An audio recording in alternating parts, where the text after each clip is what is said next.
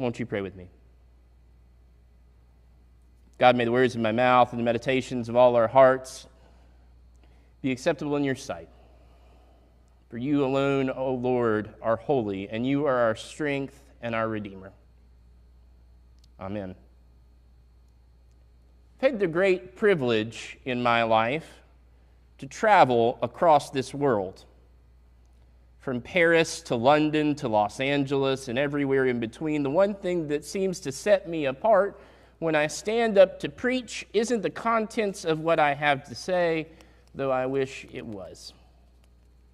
When I stand up in Chicago or Boston or even Baltimore, the one thing that rises to the top is the southern nature of my accent.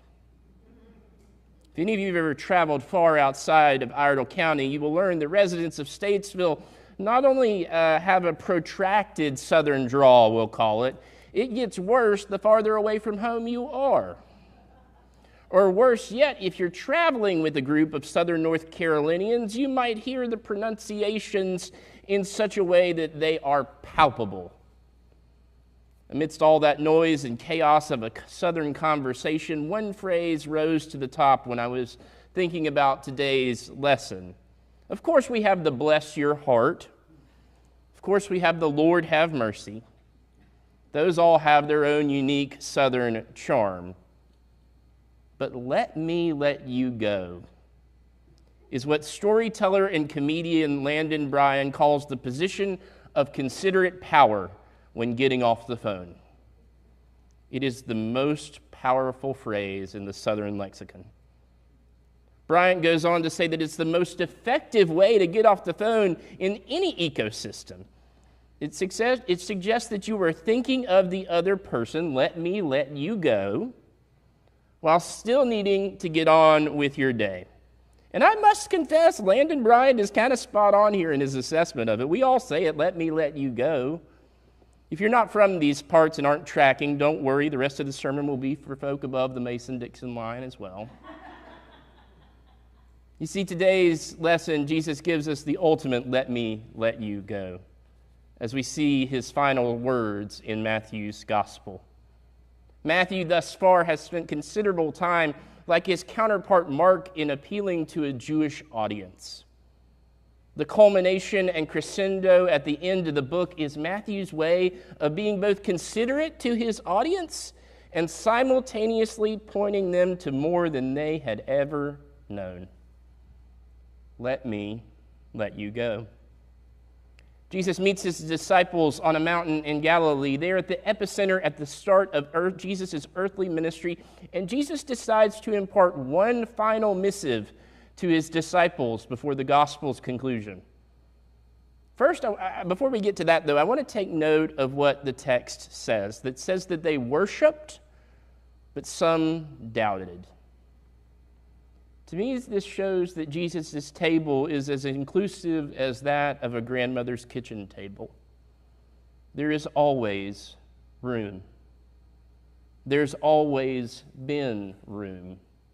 There will always be room. Even in your doubt, there's still room for you at this church. The doubts we all have in our lives are not only natural, they are part of the conversation. You are not turned away from the feast of this church because you doubt. You're welcome here precisely because of it. You're welcomed precisely because of Jesus' ability to show himself, of his ability to love you even when you doubt. The way you come to know Jesus is in doubt and belief alike, isn't it? It is in the rain and in the sunshine. It is in the darkness that bears down along with the light that gives way to newness. Jesus' desire for his disciples and for us is to see him for who he is, even if it takes a while. But then we get to the moment that we've kind of all been waiting for. Jesus is about to leave his disciples, and he gives what comes to be known as the Great Commission, by which the church is directed to go into the world and to make disciples and to baptize them in the name of the triune God.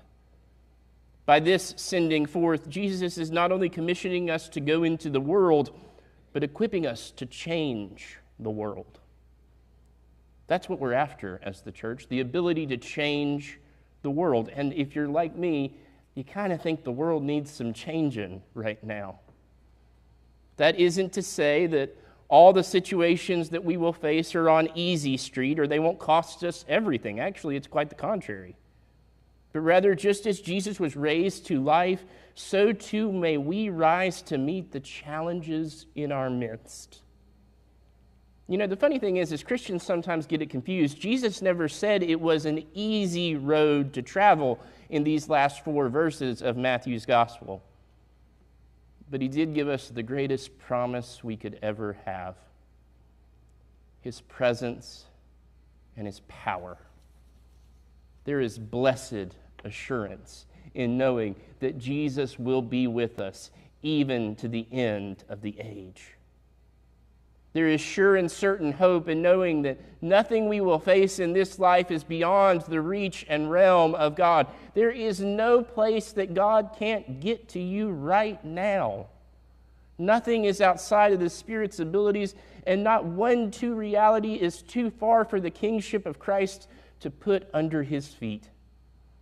So Jesus' "let me let you go" is only because he's like in the driveway. He's here. He's in the parking lot right now. He has arrived as Lord and King of this world. Why are we afraid?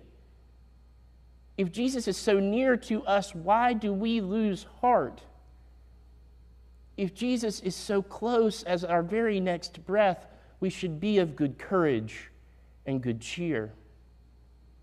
But it does leave us with the question, what do we do with all this good cheer and courage?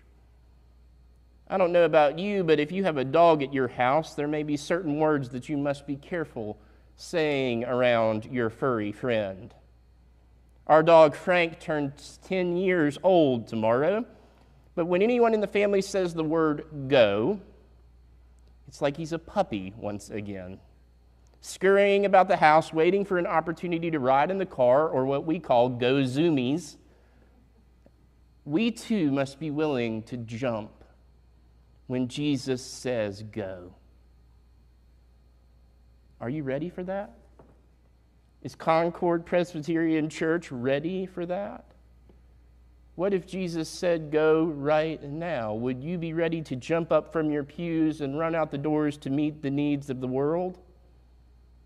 And that may look differently for different people, to be clear. It may appear to some to be as visiting people in prison or the hospital, quilting or making a meal for the shut-ins, or remembering the people that helped you get to this place. It may mean serving on the transition team of the church. It may mean ordained ministry. None of us have ever gotten here by ourselves, and yet Jesus calls us to go. It may mean that we slow down and we pay more attention.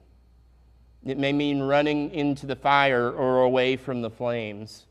This may sound counterintuitive, but Jesus' command to go into the world is not a command to go do everything for everybody. Jesus knew we couldn't do that. It is instead a call to be attentive to the ways that we have been formed and shaped and how those things might help others get to where they are going. Now, I want to be clear about something for all of us in this room. Jesus does not tell us to go into the world and teach people to pray the sinner's prayer or convince people that they're going to hell if they don't pray that prayer. Jesus tells us to go into the world and to make disciples. Discipleship looks incredibly different than evangelism, especially the evangelism that we see of Christianity today. Evangelism is concerned with chalking up souls like it's some eternal baseball game and every home run counts. That's not making disciples. Making disciples means forming a lifelong relationship with the God made evident in Jesus Christ. And that, to me, is just as important, if not more so. It's one thing to get people to the finish line. It's another thing to help care for them after they've crossed the finish line. Making disciples means forming that relationship. It's understanding that the triune God is both immovable and all-powerful and all-consuming, but equally all loving, all transcendent, and all intimate. These realities of God sound counterintuitive, but God is counterintuitive, as I was trying to say in the children's sermon. What kind of God would decide that the best place to live is near us?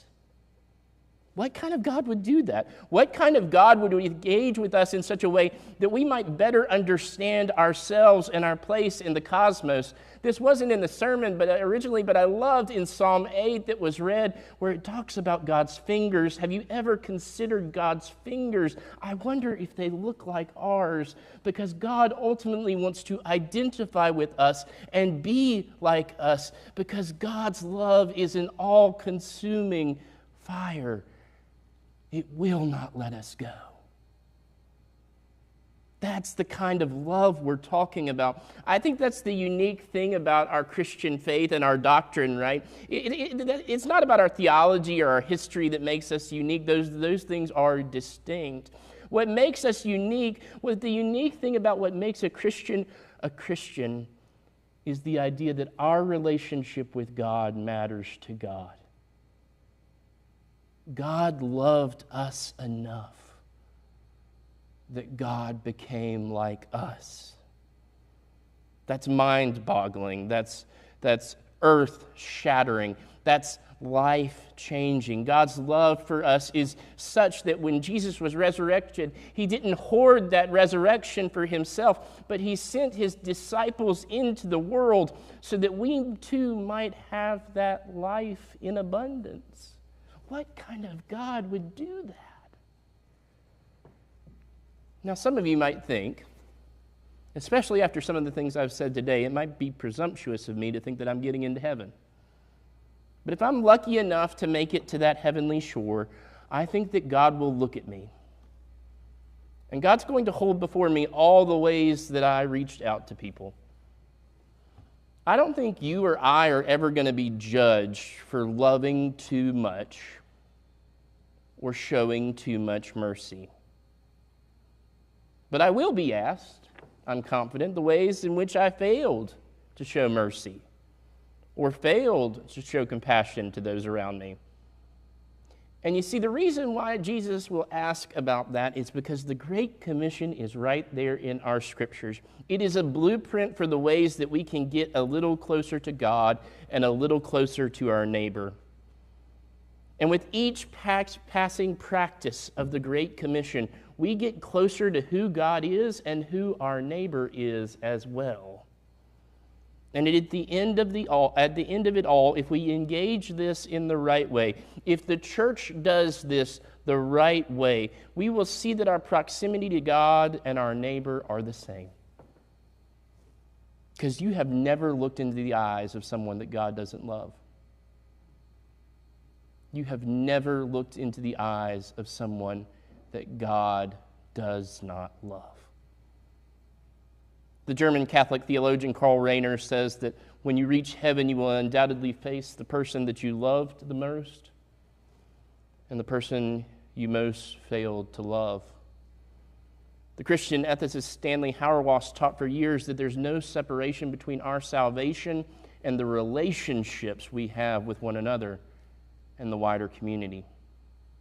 This Great Commission stuff that Jesus offered us in Matthew's Gospel, it's not just flowery language that's nice to read one Sunday out of the year. It's a map for a relationship that is building and leads to grace. It's a blueprint for how to be closer to God and those around you. It's a map to find your way to grace. And after all, it's all grace, isn't it? That's what we're after. That's what we're here for, right? Now, I love going to the movies. One of the greatest tragedies of Statesville was when our theater closed during the COVID-19 pandemic. Now I have to drive to Mooresville to spend half of my paycheck for popcorn and drinks and the other half for a movie ticket. But I still kind of love the act of going to the movies. It's kind of nostalgic, but it's also looking at something that's current. It's such a pageant of sights and sounds and tastes and experiences. That said, I can't stand movie reviews. Now, the newspaper publisher, forgive me for that, saying that. I know that, sorry. I just don't like movie reviews in the newspaper. I don't like reading about them. The reason why is because I think to recommend either a book or a movie is such an intimate act. Like, you have to know someone in order to recommend something to them. The only exception that I will take when someone recommends a movie to me is if they know me well. They say, you have to see this movie. You have to read this book. It made me think of you. It made me think of you. And they beg you to read all the pages. They buy the book for you. They take you to the movies with them. You have to read this book. You have to see this movie. I think that's just such a beautiful act of relationship because you thought enough of a person to think of them and tell them how their existence relates to the movie or the film. Church, do you see what I'm trying to say here? Making disciples is the same form and fashion of relationship building as recommending a book or recommending a movie. God's love for the world is contagious. And we preachers, we've only got so loud of a voice. We can only go so far into the world. You all, Concord Presbyterian Church, must carry the banner of Christ into the world so that we all might know that there is a love that will not let us go. It is that love, that compassion for the world that will lead us all home. As Ram Dass says, we're all just walking each other home. That's what we're doing here. We're making sure that everybody gets to where they're supposed to be. And you, church, are uniquely good at that. You have, for 250 years, you've been doing this. You've been getting people home. That's your job. That's your mission. That's what will ultimately be your story. So in that spirit, let me let you go and get to work. All glory, honor, and power be to the one who was, who is, and who is to come. Amen.